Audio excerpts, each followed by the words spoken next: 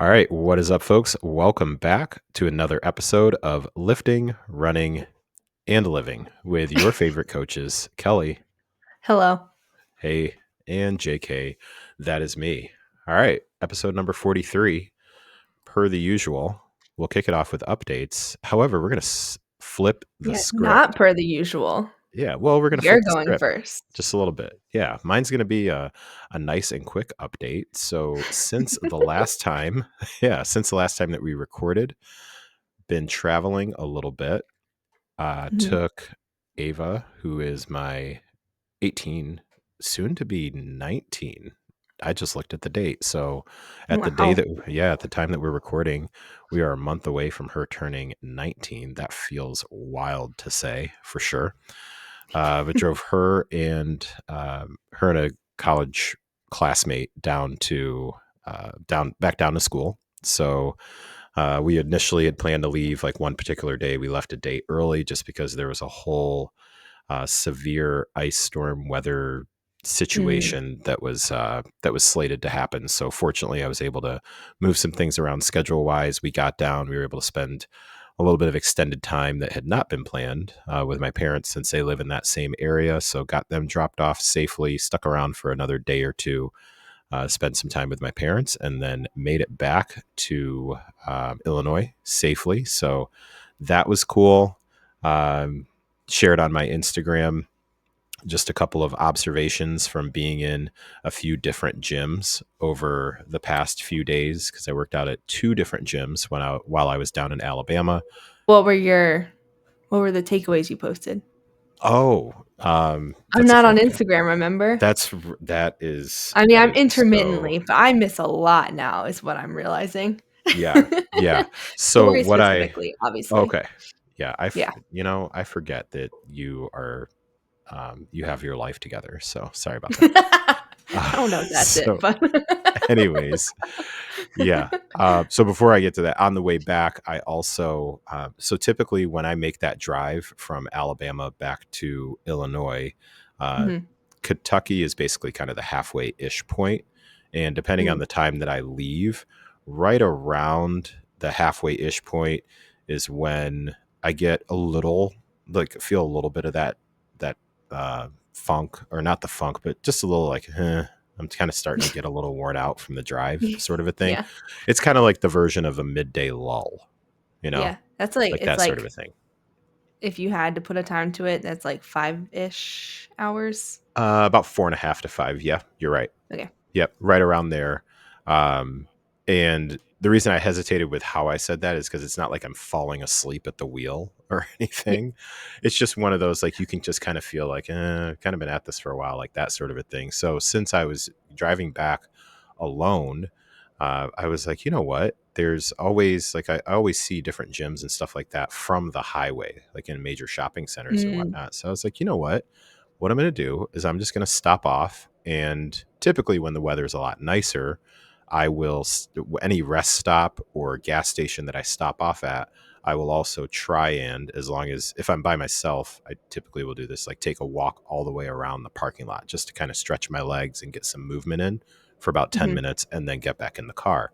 But this time I was like, well, there's a gym right there. Let me just see if I can pop in. So I popped in, walked on the treadmill for 20 minutes, took a Yeah. shower, and hopped back in the car and then Hmm. headed on out. So, one of the main observations across four different gyms in the span of less than a week was, and this is what I shared, was this this common theme of taking advice from someone based on, or no, I shouldn't say based on, taking advice from somebody who is clearly not qualified to give advice in any way, shape, or form.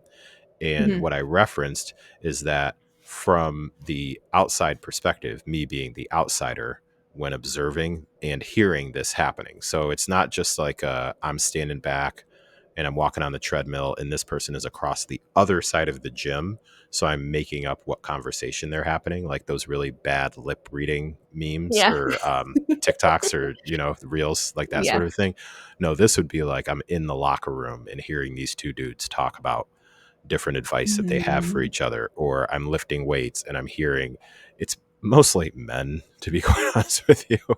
And that does make also, sense. yeah, and also there are a few like mixed genders that, but Yeah. routinely like the dudes really like to give each other advice.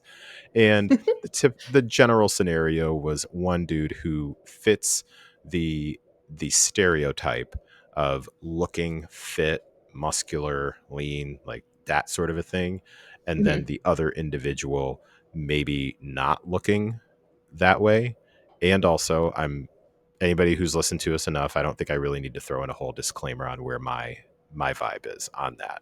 Yeah. However, it was like one very specific one was one guy is talking to the other guy, and you can tell that they just kind of met basically in the Mhm. locker room. This is a very common occurrence in male locker rooms. Sometimes they're clothed Okay. and sometimes they're not. Yeah. Um, so one guy, you can tell they just kind of met up or whatnot, or they just like met each other in the locker room. Pause.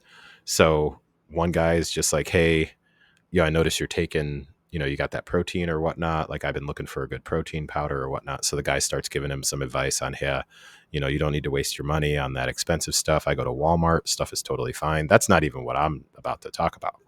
Then Mhm. the next thing is the guy was like, oh, okay, I don't really do a whole lot with supplements or whatnot. Anything in particular that you recommend? So then the quote unquote expert is like, yeah, Mhm. you just need a good protein powder, and then just make sure you're taking your BCAAs, your branched chain amino acids. And the guy's like, oh yeah, I've heard about that. Like that's good for recovery and whatnot, right? Dude's like, yeah. And then um, the not so knowledgeable guy is like, I'd always heard stuff about creatine too. Like, and Mhm. I've been lifting weights more and whatnot. Do you think I should maybe take creatine? Or do you think BCAAs are more important? And the guy was just like, oh no, you don't need to mess with that creatine stuff. Like BCAAs is pretty much what you need. And I was like, Hmm. hmm, That's interesting. it's interesting. So yeah, because I'm like presented with the question of between these two things. So Yeah. leave out like, do you really need supplements to begin with? Just leave that Yeah. part out of it. Like just presented with, if I'm going to choose between these two things, BCAAs or creatine, and I've specifically said I'm trying to put on some muscle, which Yeah. one would you recommend? And my guy says BCAAs. Like, all right, well, that, that is that's a green flag for you. Have no idea what you're talking about, my guy. Yeah. No idea. Because I really want to be like, yo, what is, really? Help me understand a little bit more about that. But I just went ahead and left it alone. Yeah, left it Uh, alone. But it was just a microcosm of different random things.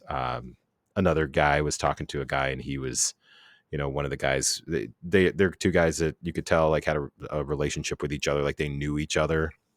And then one of mhm. the guys is like, hey, I had noticed like, you do your, they were doing like some sort of pressing movement. And he's like, I noticed you do your presses like this, but, is there a particular reason like that? And the guy was kind of telling him, hey, here's why I do it. And he's like, I know that this is definitely the right way to do it. Cause my boy that's like an IFBB pro said like, this is the way that you do it. And then the other guy was like, well, yeah, I don't know though, man, because, I had this trainer one time that Mhm. was telling me that could be problematic. And so then expert who's not an expert guy was like, well, nah, you gotta, he's like, dude, like, what's the deal? Like, come on, dude, I have more muscle than most trainers out there. Like, clearly I know what I'm doing. Like, that's legit what he said. And I was like, all right, man. Oh So I my just, god. yeah. And it was like really egregious too. It was something where he Yeah. was telling him to keep his hands in a very fixed pronated position. Oh And god, with the guy dumbbells? was, yeah, and the guy was like, "No, Mm. he's like, I had kind of heard something about like maybe it might be a little bit more effective to have just a slight angle of more of like a front delt press." And the guy was like, "Nah, it's garbage, dude." I'm like, "Oh, okay, cool." So yeah, it's those things. So that's my update that I've got for you. Just egregious advice that I was hearing where I was just like, man, we're just at a it's just one of those things where now being in environments that I haven't been in quite some time based on travel and other things, just being reintroduced to the Mhm. fact that some of the misguided information on social media is is really just the same things that are actually happening in real life. Yeah. And I know there's a whole bunch of people that are like, duh, we knew that. However, I am typically in the same environments most of the time. So I was thinking, maybe the stuff that happens online doesn't happen as much in person. And I was wrong. Yeah. So yeah, That's how I feel whenever I remember that runners aren't all coaches. yeah, yeah. Yeah, It you're like, "Isn't this, like, common knowledge?" And you're like, "No, it's common knowledge to my bubble." Yeah. Yeah, it was just something that was a reawakening call, not like a wake up call, just like a reawakening, like a re-engagement Mm, of, hey, just remember that even as much as you think that you try to take in as many different perspectives, you mhm. are only going to be able to pull in from what you have access to. So by putting myself in a completely different environment, I then am exposed to more options of things to take in. So that was, yeah, it was just really, really interesting because you could basically copy paste that same general scenario of one person who's doing like the trust me, bro, I know what I'm talking about in multiple places, like across up and down from Illinois to Kentucky to Alabama, like all the way through Yeah. that happening. So it's just entertaining. Yeah, so that's all that I had for what I wanted to share. Let's roll into what you've got going on. You got all sorts of Alright. good stuff. Yeah. Well, I mean, one primary thing. Yeah. We'll talk about my San Diego trip. I just got back yesterday. Before that, on Christmas Eve, actually, I went and got a DEXA scan Hmm. for my bone density because I was curious. Uh, and I realized when I got there that I've never gotten a DEXA for bone density. I've only gotten DEXA for body composition, and then it like tells you your estimated bone density, but they're different. Oh, I did not know that. Yeah. So when Okay. I was in Maryland and my mom was showing me her results, when they do the DEXA specifically for bone density, they do your left hip and then your lumbar spine. Uh-huh. Lumbar? Whatever. Lumbar. Aaron Yeah. Balake. That is hilarious. We just talked about that. All right. I Anyways, know. Your lumbar spine. So lumber. yeah, so it only does All right. 2 spots, and she showed me her results, and I was like, "Where's the rest of it? Where's the picture of your little body?" And, like, Yeah. you know? But that's the body composition test where they scan your whole body, and you get kind of, like, the heat map of where your fat is and everything, and then you got the graph of bone density and, like, mass on your limbs and all of that stuff. Hmm. So, yeah. So they only do your left hip and your lumbar spine, and apparently, like, is to reduce radiation and, like, your hips are unless you have a history of them being asymmetric, they should be roughly the same kind of thing. Hmm. Um, yeah, so that was interesting. And then I told you this afterwards. I accidentally wore my watch the entire time Yeah. like an idiot. But to be Was it fair Was it on the what? same side as the Yeah, my hip? left side. Oh, okay. Because now I'm thinking, I wonder if that makes a difference too, but or not. But Yeah, I wondered that too, but, hmm. uh yeah, I will say she did not ask me about watches. She was just like, "Do you have metal on your clothing?" I was like, "I do not." Didn't even think about my watch. Yeah. But I think it was fine anyway. So my results, I can't find them, but if I Hmm. remember correctly, they were both very good. I think my left hip was I think at my age you use the Z score, and once you get older, you use a T score. We don't need to go into all of that. But my Okay. Z score was like point 0.3, something like that. So Hmm. slightly above average. And then my lumbar spine Z score was 1. So very good. Okay. Strong bones. All Yeah. right. You have strong lumber. Strong lumbar and a pretty strong left hip, which is exciting. Uh, you can be out here hip checking people on the trail. I can picture it now. Could come It's in like handy in some races, you know? That would be somebody keeps rude. messing Please with don't you. do You're that, like, people. if somebody's messing with you, and you're like, "Yo, you better watch it. I got strong lumber." Yeah. All right. Yeah. All right. uh, Thanks. so that was cool. Okay. I got those results like the day after we recorded our last episode, and Yeah, that's obviously we good to didn't do know. updates. So Well, yeah, congratulations on your bone density. thank you. Yeah, You're it's welcome. very exciting. Yeah. Um, and then like, did we talk about it last time? I don't know. We've mentioned it at some point. I had my 5K race in San Diego this past weekend. Yeah. So yeah, uh, Let's do a little it recap action. little race recap. We'll kind of recap the whole weekend because it was like a big Okay. thing. Oh. Because I went out there with, I stayed with 6 other women, some of whom are still my athletes, some who were my athletes, now friends, kind of thing. So we just had a giant house uh, of all of us. And a lot of them were doing the trail races. I was doing the road 5K because, as anyone who's been listening knows, the road 5K is my winter thing that I do every single year. Yes. Yes. Um, so that was it was really fun.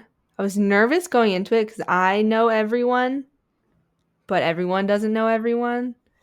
Yes, And one of those sometimes, situations. yeah, sometimes those situations can be like, will everyone get along? I mean, I thought everyone would get along, but not everyone meshes in the way that you want to when you're staying in an Airbnb together for 2 days straight. But Yeah, the intermixing. yeah, but it worked out perfectly. Our Airbnb was not the best. Oh. The view was amazing. The location was amazing. It was not the cleanest place I've ever stayed in my life, but Hmm. it did what we needed it to do. Uh, and funny enough, it was like a half mile from where my brother and his girlfriend live, which is funny because for anyone who doesn't know, this is the third January I've gone out to San Diego to run a 5K. The first year I went out for the Endeavor Run running retreat, and we stayed in Pacific Beach. And my brother also lived in Pacific Beach at that time, so I stayed really close to him then. And every time I go out there, I end up hanging out with them, like for a night after the race and staying with them.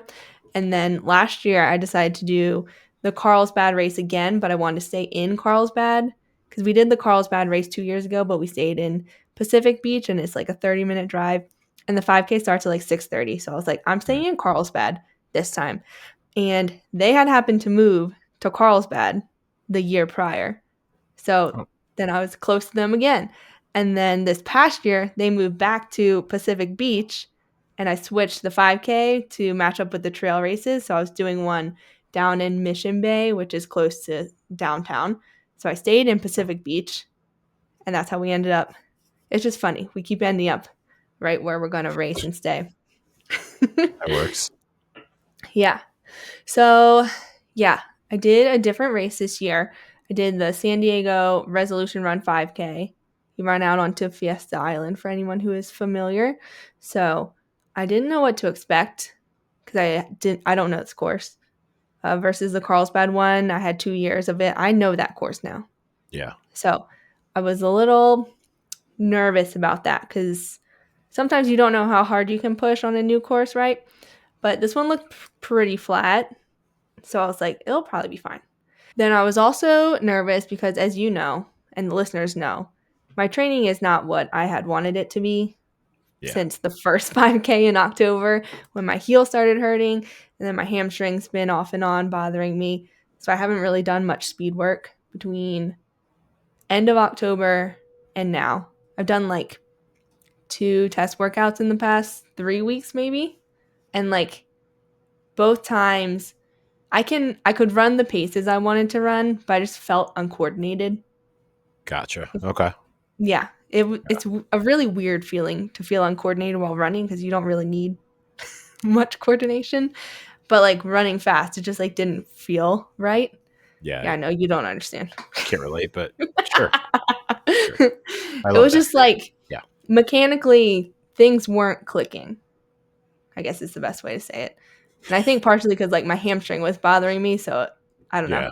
Like I could feel it with every step. So going into it, I was really nervous. And leading up to it, I was like, why do I keep doing this to myself? Why do I keep signing up for a 5K? Yeah. Because, yeah. And then I was like, maybe after this one, I'll just be done. And then on race day, our race didn't start till 7:30, which was really nice, especially flying from Denver to San Diego because I'm like used to being an hour ahead. So it felt quite comfortable to like get up early enough and make sure I had time to eat and warm up and all that stuff. So we lined up towards the front. Because if anyone doesn't know, if you're trying to run for time in a 5K, like even if you think I'm not fast enough to be towards the front, you should line up towards the front. So Hmm. you don't have to weave around people because inevitably someone who should not be super far up, like a walker, is going to be too far up. Wow. Okay. Yeah. Good pro That tip there. Good pro yeah, tip. it's happened to me the past two 5Ks in Denver. But this one was better because we had like there was three waves. It was like people who were running for a pace and then the wheelchair division, which is cool, and then everyone else.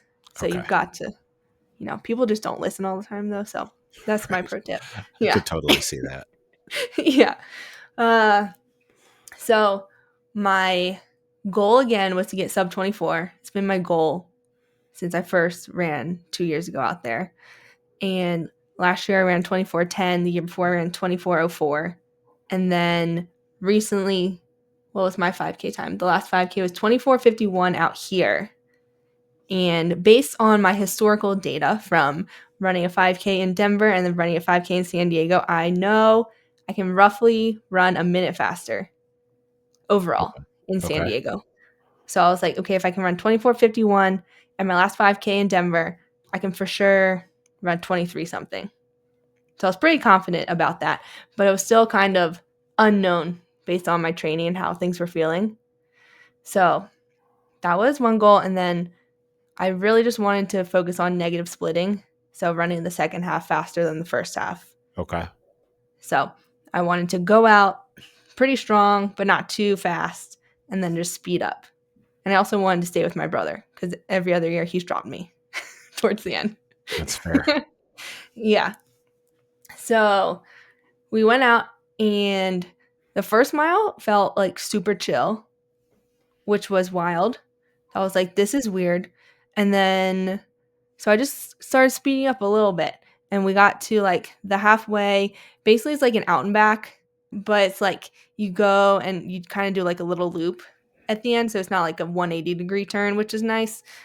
And at the halfway point, that was the only time I looked at my watch and we were running 7:45 pace at that moment. And I was like, this feels pretty good.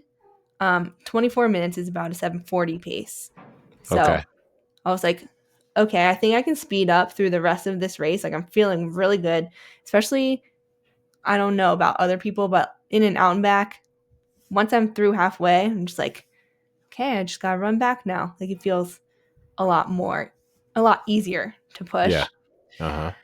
So I just kept pushing and I almost dropped my brother at one point, which was very exciting. Nice. Yeah. Yeah. Sometime in like the first mile, he was like, we're going out pretty fast. And I was like, yeah, but I feel good. um, so I just kept speeding up. And then at the end, it wasn't quite exact out and back. I thought the start was like a slight uphill to turn onto Fiesta Island. And I Okay. thought we would get back, make that turn off Fiesta Island and just run down the street because it's a slight down. But no, they put us on the sidewalk. We had to do a little loop kind of thing. And I was like, oh no, I have underestimated how far I have left to run. Oh, mistakes were made. Yeah. Mistakes were made, but I held on. And then my brother got a surge right when we hit like mile 3. So we were really close to the finish. And then he was like, Yeah. it's time to go. And then we started sprinting and we had to turn into grass for the finish shoot. And it was dewy. Hmm. And yeah, it was like a sharp right turn. And I was like, oh no, we have to finish on the grass. And I was just like, I'm going to fall. And then I didn't fall. And I was like, I'm going to roll my ankles. I didn't roll my ankles. Oh, Um, yeah, but I was stressing in that moment. Especially because according to my watch, we sped up to like 5:50 pace at the end. So it was probably like within that shoot, but we were moving. And then yeah, I ended up running 22:46. Yeah. I'd say you beat your goal by a little bit. Just a Yeah. little bit. Nice job. I was so excited when I saw the 22. Uh, the course was a little short, which I have to say. It was like 3.05 on my watch, but even if we had to run another .06 to get 3.11, it would still be like low 23s. So I am Yeah. very pleased with it. Uh, I didn't get an age group award, which was sad this year. I got fourth in my division, but I did get 12th overall, which is really cool. Female, I think should specify. Not the men are fast. Congratulations. Yeah, and my brother That's got pretty third cool. in his age group, Oh, wow. which was exciting. Yeah, because normally in Carlsbad, I'll place in the age group, but he won't because I don't know, all of the 20-year-old males seem to show up for Carlsbad who are like sub 20-minute pace 5K runners. So he's usually Oh, pretty far down in his age group. So that was exciting. And we got the pictures the next day, and he I don't know if he did this intentionally or if it was just for fun or like cool picture. There were pictures at the end. And he was leaning across the line, I think trying to beat me because I was that close to him. oh, And that's you know funny. what? Yeah, the pictures are funny. Maybe I'll post them on our Oh, Instagram, Lifting Running that Living. is funny. Yeah, Nice. but our finish time was the exact same time, and I don't know why. Maybe I think my bib number's lower, so I show up first. So officially, I won. Just had to make sure that that was known. All right. Yeah, Well, congratulations. Sounds like a good thanks. time. It was, yeah. Yeah, my hamstring did hurt during it. So Yeah. that was a little concerning. I forgot to mention that part because I blocked it out of my memory. Uh, Ah, but yeah, and now I'm like, if I can actually have a good training cycle right before the race, I can run even faster. So I don't think I'll be retiring from my 5K racing anytime soon. it's funny. Not hanging up the shoes yet. Not All hanging up the right. shoes. No, I mean, I would be running something anyway, but yeah, I am forcing myself to take some days off running this week to just let my left heel, my left hamstring have a little break because my next race isn't until the hill climb officially. So taking some time now, so hopefully it won't be bothering me Yeah. soon in the future. hmm All right. Yeah, Well, so that was the 5K. A lot of fun. I would recommend that race to anyone looking for a 5K in San Diego around that time. They also have a 10K and a half. Yeah, very good views, very good vibes. Lots of music was playing at the start and finish, which I appreciated. It was fun. nice. All right. Yeah, Well, congratulations again to you thanks. and your brother. Congratulations to both. Yeah, he Yeah. said he thinks that was a PR for him. Yo, that's even more legit. That's solid. Yeah, Yeah, that's I cool. know. And it's a post-collegiate 5K PR for me.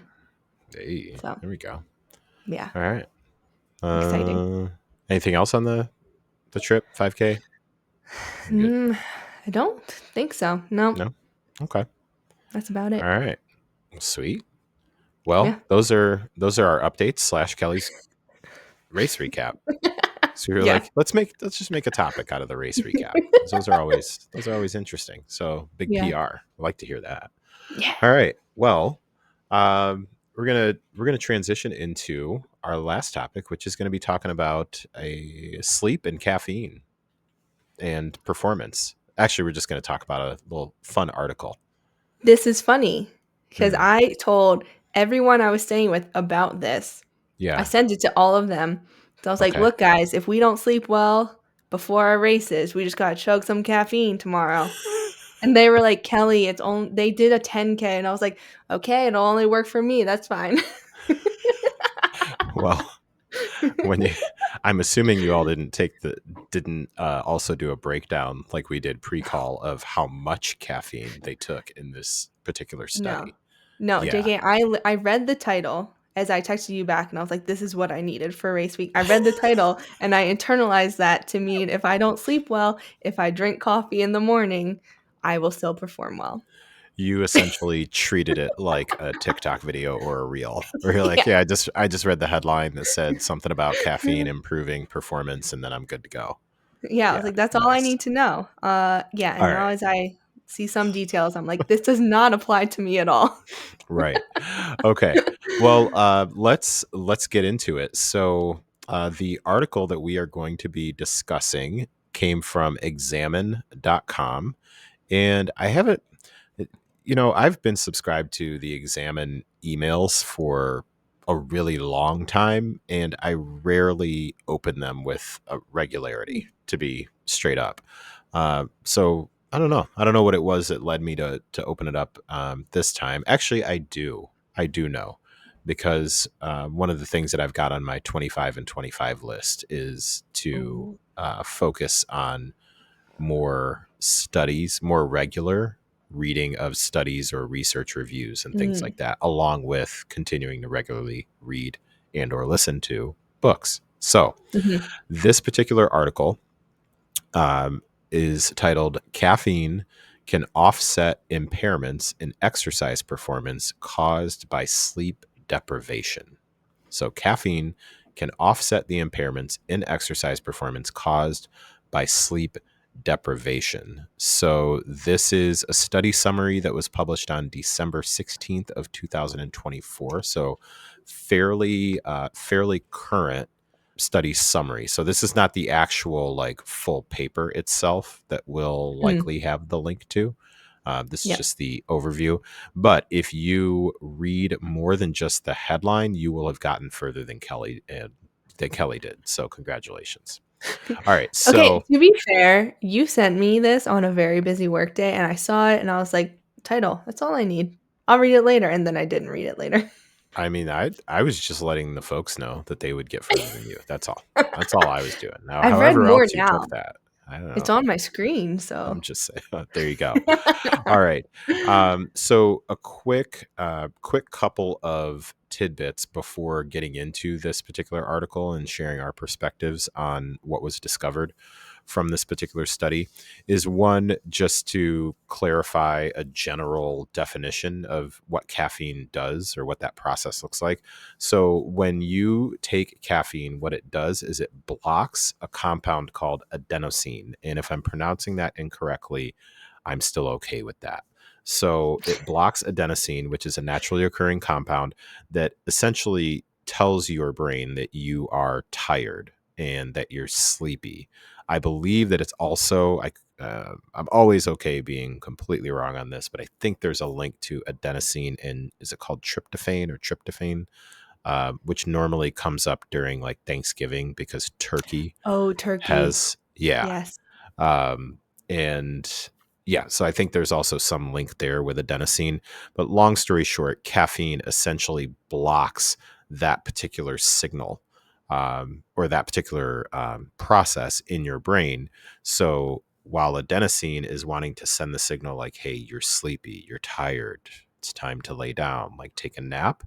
And in some cases, I believe also somewhat of a bit of a depressant type effect.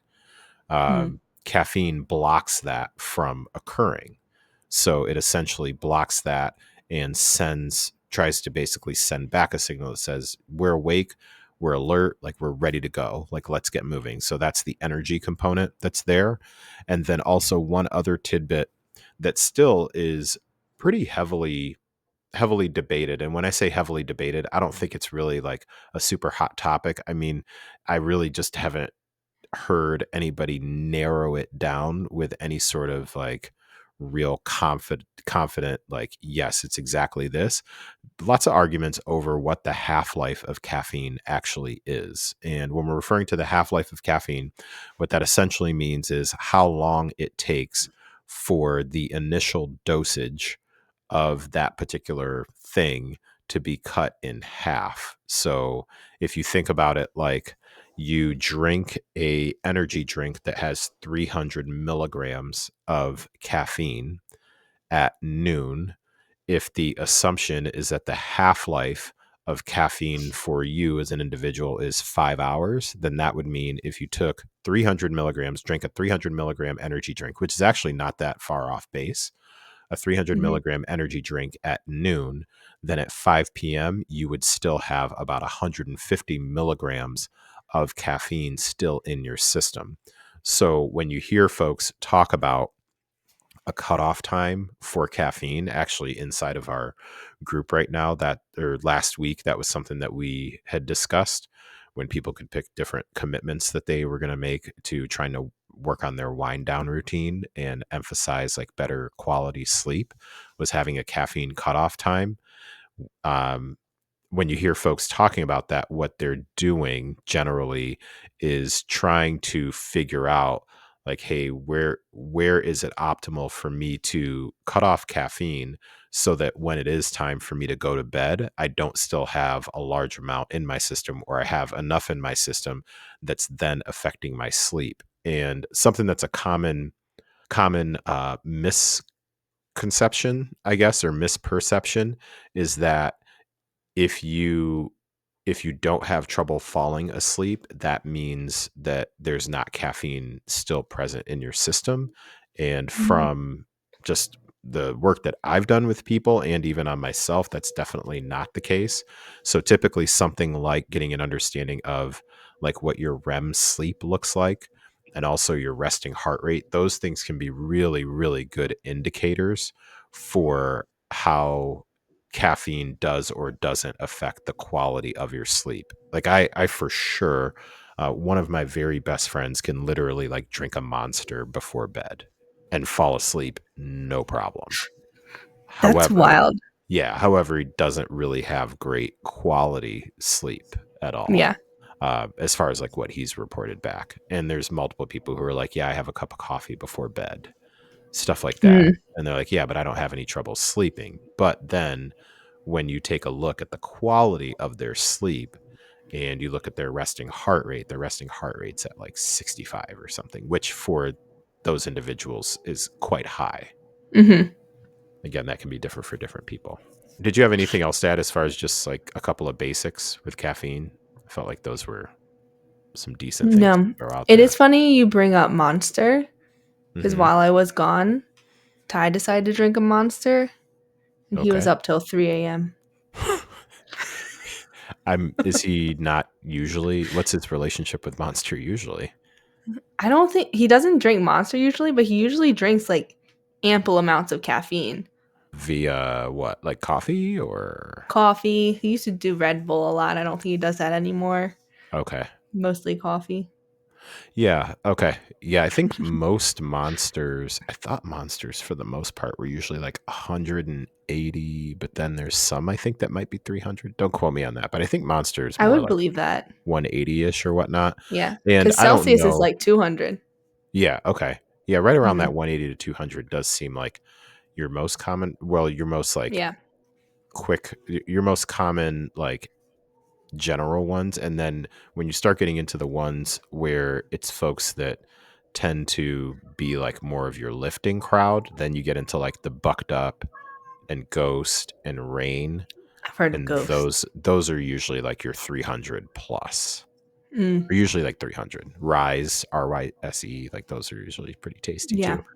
Yeah, I don't know enough about the chemical makeup of the energy drinks to also understand like the interaction of some of the other things that are in there. Like for Mm. example, some of the bucked up stuff will have beta alanine, which will give you kind of a little bit of that like It's like pre that workout little stuff. The tingly. Yeah, tingly stuff. C4. Yeah. C4 has like a level, so different things like that. But anyways, Yeah. those are a couple of things to know about caffeine. So what they did in this particular study, and I'm sharing this from the summary. So what they did is they did a trial where they used male runners. So we've mentioned this multiple times before that we have yet to find the perfect study, and I don't even know what the perfect study is.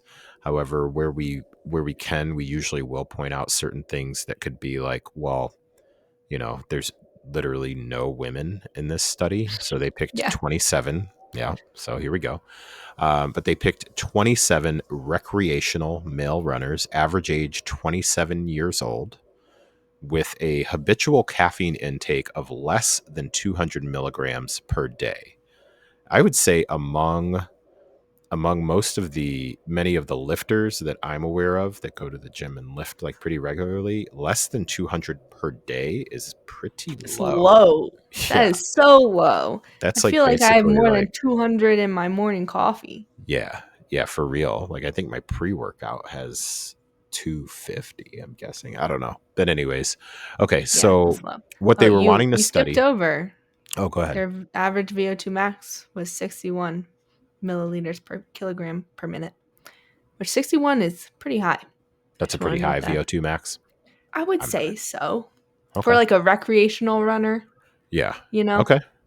Well, like definitely recreational at the age of can go. 27 too. Yeah, definitely goes a Yeah. lot higher for like professional Okay. males, but Gotcha. 61 is pretty Okay. really good. Well, basically they got a bunch of pretty athletic recreational dudes together Yeah, who don't really drink a lot of caffeine based on that the must have skill been that we've hard to got going find. I on. feel like. Who knows? Who knows? Um, so basically, what they wanted to study was whether or not whether taking caffeine before a running time trial offsets the negative effect of one night of partial sleep deprivation on performance. So they specifically were looking at a 10K run. So what they did is they had participants complete a 10K time trial on a treadmill 4 times. So the night before each time trial, participants either underwent partial sleep deprivation or slept normally. Okay, so night before the time trial, they either have partial sleep deprivation or they sleep like normal. And then 45 minutes before the time trial, they gave them 6 milligrams of caffeine per kilogram of body weight, or they gave them a placebo. And for those of you like myself who have difficulty translating kilos to pounds, that basically is 6 milligrams of caffeine per 2.7 pounds of body weight, is what we about figured out here. If that sounds right. Right? 2.7 milligrams per pound. Yeah. Oh, I'm sorry, 2.7 milligrams per pound. That's what it was. Sorry. Yeah, that would have been even worse. Yeah. So 2.7 milligrams per pound.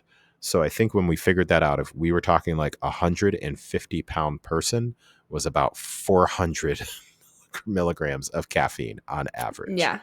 I think for me, my body weight, it was going to be like 600 milligrams of caffeine right before 45 minutes before the run. So He would run through a wall.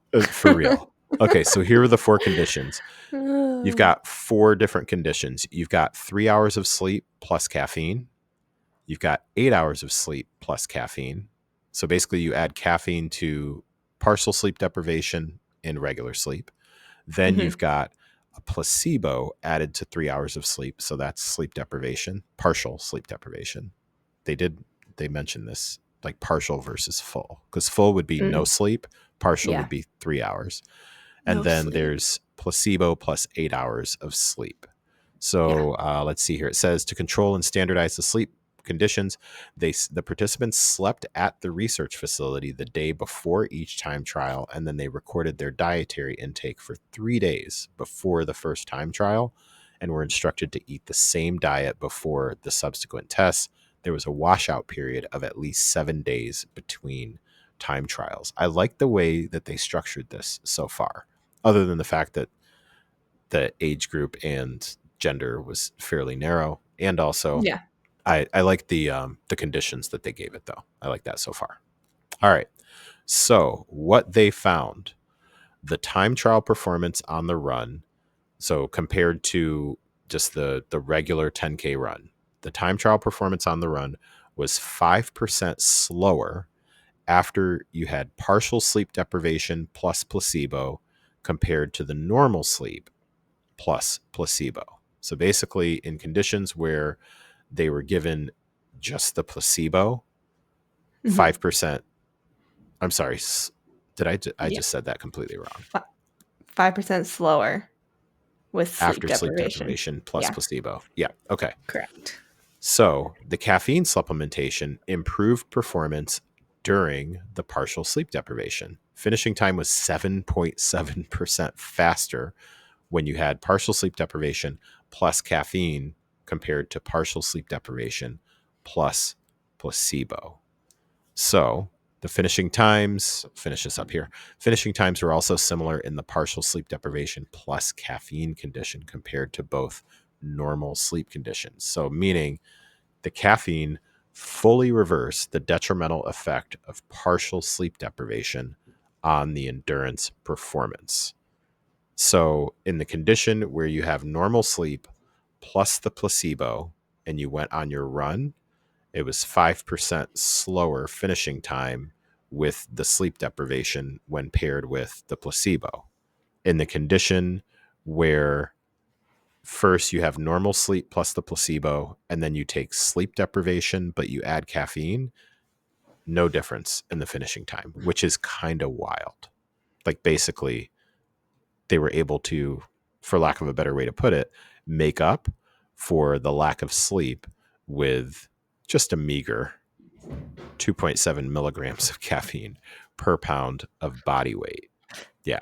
So there's a whole bunch of other stuff that they've got as far as like the overall citations, but just generally what this is, what I translate this to basically be saying is that there is some evidence that a potential makeup for a bad night of sleep from a quantity standpoint could Mhm. be a dose of caffeine. Now it's a pretty hefty dose, but there you go. Yeah. I'm curious how they came up with that dose. Who knows? I So don't I know. also would like to Because I didn't look see. at the full paper, to be quite I honest know, with I am thinking my questions I am asking would you. be answered in the full, because in the article, they don't mention results with normal sleep plus caffeine, which I'm curious about. Was there any Mm, difference with mm, normal sleep and a higher amount of caffeine than they're used to compared to that'd any be of the interesting. others? Yeah. I'd also be curious, because they did normal sleep plus placebo against sleep deprivation plus caffeine. They might be low enough caffeine drinkers that this wouldn't matter, but, like, if you gave me a placebo and then it had me run a time trial, Hmm. it would be slower because 'cause I'm used to drinking so much caffeine than, like, normal sleep plus my normal dose of caffeine, you know what I'm saying? Think we have around, yeah, it's, well, they, I know, I think they're low enough, yeah. if they normally have 200 milligrams of caffeine, so basically it's like if you triple the dosage or something. Right, but they're comparing it to normal sleep. I'm assuming placebo is no caffeine. About it, as I look at it, when it's saying less than 200 milligrams per day, that's across like multiple different body weights too, and things like that. So basically, I mean, I get where they're coming from though, because what they're specifically studying is if taking the caffeine would offset the negative effect of one night of partial sleep deprivation, which I think they brought up a really good point that this is one particular night of Yeah. sleep deprivation versus chronic sleep Yeah, it's not a deprivation. accumulation. Yeah. Yeah. And Yeah. I think that's something that, somebody could easily try and take this and run with it to be like, yeah, I have a sleep problem. So I Mm, consistently am not getting enough sleep, which enough I think is different for different people. However, yeah, let's say 7 hours sure. on average. So I consistently don't get 7 hours of sleep. So that's why I drink caffeine before I work out in the morning, like that sort of a thing. And now this study backs that up. And this is not necessarily like I wouldn't necessarily hang my hat on this study being evidence of that Yeah. because they specifically had folks who had, it seems like, fairly normal sleep or enough sleep to begin with. And then this was a one of those just, okay, we're going to try this one off sort of a thing. So Yeah. yeah, but hey, there's evidence that potentially that could help with that particular time. Now, what would be interesting would be what would be cool is let that run its course. Pardon the pun. Let it run its course. But so let's say they do that test on a Monday. and Mhm. then let that completely run its course. Let them get a normal night of sleep that Monday evening, or do Mhm. this the 7-day washout period or whatever they did. And then if they ran that time trial again, just normally Yeah. a week later or whatnot, just to see, or even maybe not even that, like the day before or the day after or something, just closer, like right Mm-mm, you need after. time to recover from a time trial. Yeah, I don't know. Have you I'm ever just run a 10K time trial back-to-back days? I don't run time That's trials. Like why would I do insanity. Yeah, I don't run time trials. I That would be I a don't poor run. study design if you wanna actually see the effect on time trials. But I still think they should have done a normal sleep plus their normal amount of caffeine, because I would be curious if they had sleep deprivation if they had sleep deprivation and their normal amount of caffeine, Mhm. how much does that offset the sleep deprivation? Like, do they have to do 3 times their normal amount? You know? Yeah, I think that if I'm someone who normally takes in, let's say, I typically have an energy drink per day. So let's say I have Yeah. one energy drink per day, and um, I typically I feel like I get enough sleep. Then um, one energy drink per day, plus also some of the unknown sources, like sometimes chocolate has a little bit more in it Dark than people chocolate. think. Yeah. Teas, certain teas, like I think matcha or something like that, Mhm. green Matcha tea will does, have, yep. Green yeah. tea, black tea. Yeah. But let's say Mhm. like that's my normal, like that's my usual. And then what we do is on a particular day, like you test it by just like using a scoop of pre workout, which is typically like 200, 250, or somewhere between like 150 to 300 milligrams. It just depends on like how Yeah. psycho you are. I've seen some out there that are like 540, like Oh insane. my god. Yeah, It'd be perfect for this study. it's probably easier to just do meth, man. Um, so yeah, I'd be interested to see kind of how that would shake out. I don't know. I don't know that Yeah. do runners within the running world, is a pre-workout or drinking caffeine as prevalent? Is it pretty prevalent? Because I know in the lifting community, yeah, it's super prevalent. Coffee tends to be, yeah. Does it I mean, cost there's to all give people the runs though? Don't you have to poop? that is partially why it's so common, so that you get it out before the race starts. Yeah. Well, I mean, pre-workout, it's kind of like a gym thing too. That's definitely a gym bro and cis thing. Like you get Yeah. that pre-workout dump. That's a totally normal thing. Anybody who's like, Yeah, ew, I exactly. can't believe that. And like, I don't think you lift. Like that's totally normal. Yeah. Yeah. I don't know. Yeah. Do you Um, remember, oh, go ahead. I had nothing to Okay. add. Well, we could start finishing this out, but, do you remember a Netflix show that was called, oh, hold on. Netflix show Has to do with about caffeine? sleep deprivation. Sleep deprivation. Yes, it was called Awake. Oh wait, Oh, hold on. wait. Wait. It's a That sounds thriller like a about a horror global event. movie. Oh yeah, yeah, yeah. So it's a game show called Awake. Yes, they actually did this, and I don't know that it was a English speaking game show. Don't quote me on that. This was a Oh, then while I while did back. not watch it. Yeah, so what it was it was a game show where the contestants first had to stay awake for 24 hours, and then they ran them through a series of different challenges, some of them Oh god. physical, some of them mental. And if I remember Mhm. correctly, one of the challenges was they took a big thing of paper clips and dumped Uh-huh. them on the table, and they had to, it was either count the number of paper clips or they had to count out exactly like 235 paper clips or something like that, and they had a Uh-huh. certain amount of time to do it. But the premise was that everything you did was after being sleep deprived, so Mm. 24 hours awake, and then you go into these challenges. No, Yeah, I never watched that it. was that was wild. Yeah.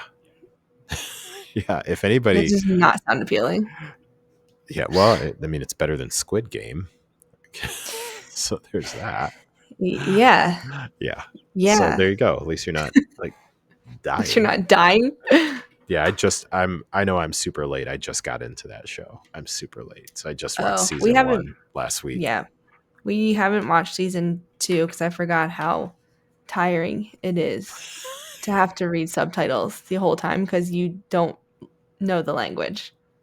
Like it's different when I'm watching an English speaking show and watching and listen and reading the subtitles because it's like I'm hearing it and reading it, but I'm hearing Korean and I'm reading English. It's just my brain is tired.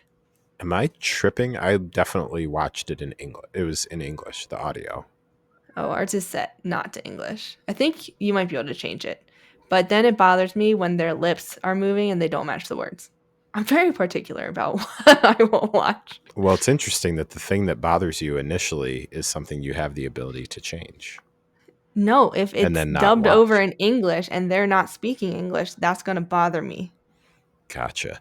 Okay, so you probably just shouldn't watch Squid Game. So, anyways, yeah. So if anybody Season is 1 was very stressful. So, okay, well, I don't know if Awake the game itself, the game show. I don't know if those episodes are still available. Oh, it looks like it was one season and that was it. Yeah, back in 2019. Yeah. 2019, So dang. yeah, Pre-pandemic. yeah, that was a while back. Yep. So if anybody comes across it, you heard it here second. Um, it was an interesting show. Yeah. All right. Okay. I don't know. So that's our episode. Anything else you got for? I don't think so. If Okay. someone wants to try this out and let us know how their own experiment goes, feel free. Yeah. What do we want them to do? So first, we want them to run. Let's say run 3 miles or something, or you want them to do a whole Yeah, 10K. do a 5K time trial. Okay. So they're gonna Normal run a sleep, 5K, normal sleep, normal sleep and your normal caffeine. and then a week later, A week later, you're going to do 3 hours of sleep and then 2.7 milligrams of caffeine. We should not recommend this to people. I do not want to be I was liable if something happens. literally in my head. I was like, as soon as she's done, I'm gonna say a disclaimer. We are in no way, shape, or form I telling you that forgot you how should high do. the dose is compared to your body weight. Yeah, our sponsorship dollars are not enough to cover being sued for No, this.